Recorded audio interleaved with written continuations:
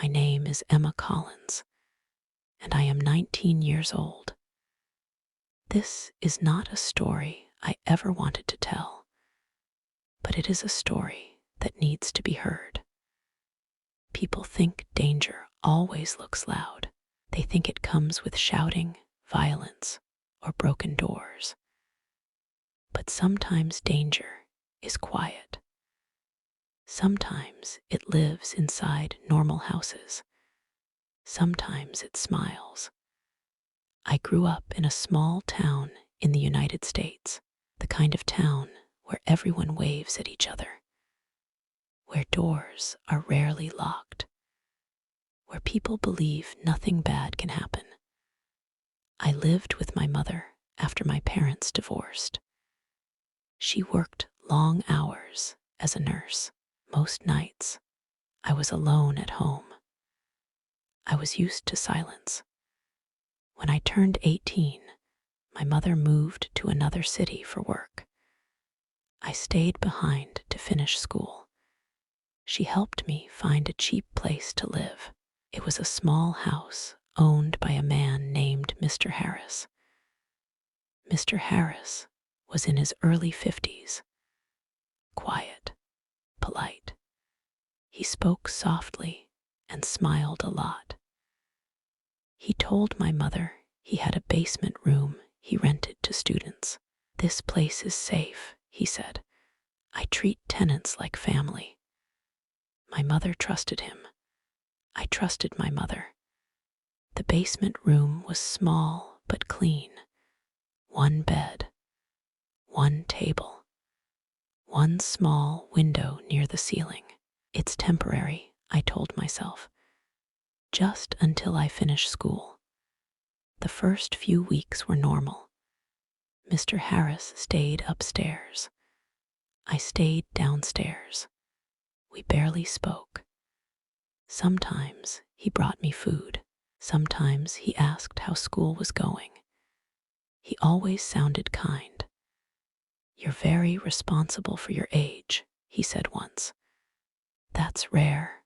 I felt proud. I didn't see the warning signs. Slowly, things changed. The door at the top of the basement stairs started getting locked at night. At first, he said it was for safety. "There have been break-ins around here," he said. "I don't want anything bad to happen to you." I believed him. Then my phone signal stopped working well in the basement. He said the walls were thick. Old house problems. I believed him again. One evening, I tried to go upstairs after dinner. The door wouldn't open. I knocked. No answer. I waited. After some time, he came down. "Oh," he said calmly, "I forgot to unlock it. Sorry." He smiled like it was nothing. That night, I didn't sleep. A strange feeling sat in my chest. Fear without a clear reason. The next morning, I tried to leave early. The door was locked again. I knocked harder this time. He opened it slowly. "You should tell me before you go out," he said, "just so I know you're safe." I didn't like his tone, but I nodded. From that day, rules appeared. Rules I never agreed to. Don't go out late. Don't bring friends. Don't make noise. You live under my roof, he reminded me.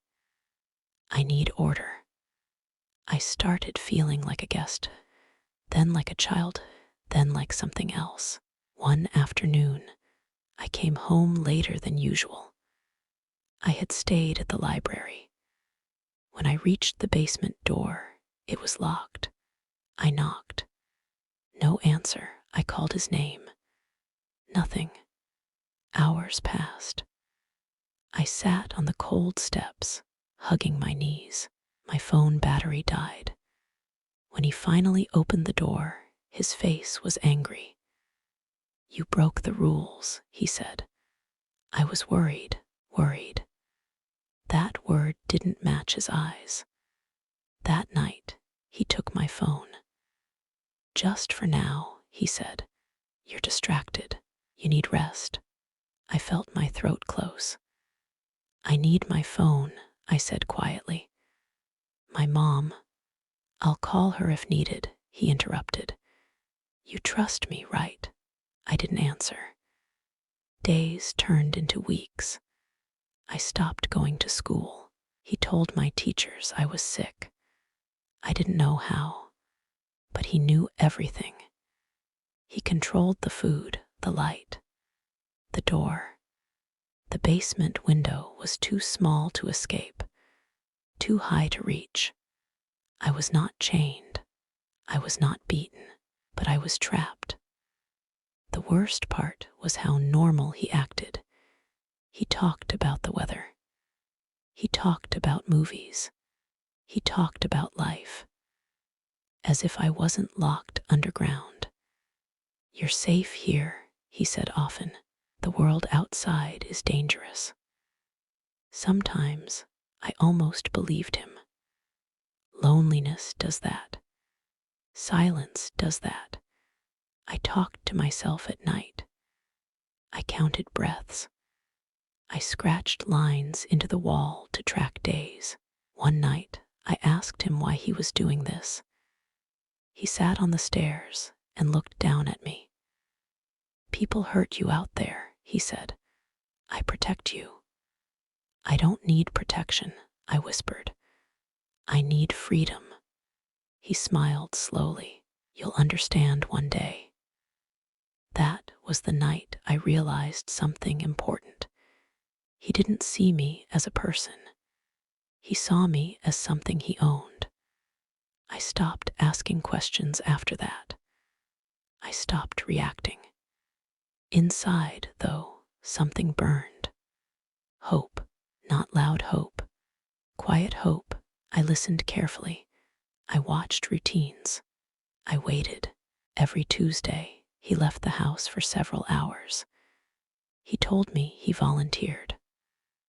One Tuesday, before leaving, he forgot something. The basement door didn't lock fully. I noticed the sound. A soft click, not complete. My heart raced. I waited. Minutes felt like hours. When I tried the handle, it moved. Just a little.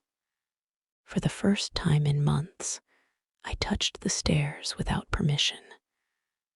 I froze at every sound.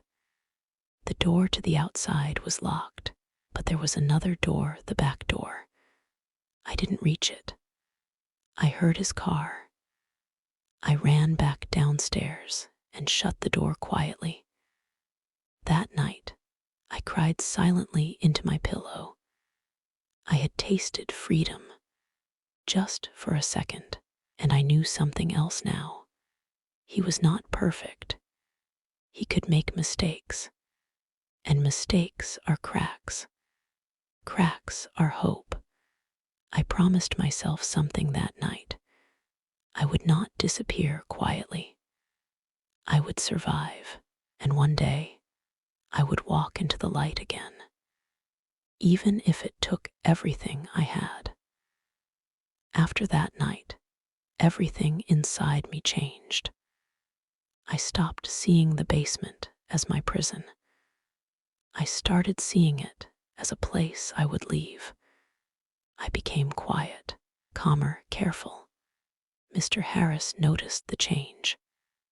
"You're behaving better," he said one morning. I knew you'd adjust. I nodded, lowered my eyes, played the role he wanted. Inside, my mind was working every second. I watched his habits, his footsteps, the sound of keys. I learned which step on the stairs made noise, which floorboard upstairs creaked, which cupboard he opened every night. Fear had sharpened my senses. One afternoon, he came downstairs with groceries. "I'll be gone longer today," he said. "Don't touch the door." My heart beat fast, but my face stayed blank. Yes, I replied.